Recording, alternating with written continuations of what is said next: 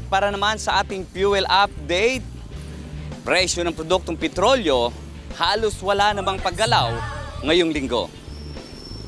Sa ngayon, ang presyo ng diesel dito sa Phoenix, Santa Arcadia, ang kanilang diesel ay nasa 54.60 bawat litro. Ang kanilang gasolina ay nasa 53.35 hanggang 60.35 bawat litro.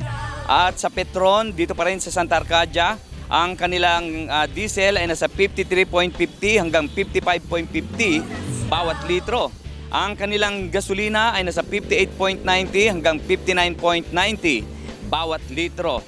At dito naman sa Save Fuel, ang kanilang diesel ay nasa 51 bawat litro, ang kanilang gasolina ay nasa 57.90 hanggang 58.90 bawat litro.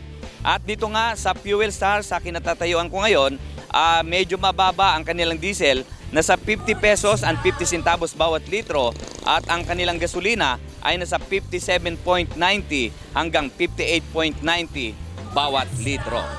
At yan ang ating fuel update kasama si Jeff Gonzalez, Smile Supetran III, para sa Balitang Unang Sigaw.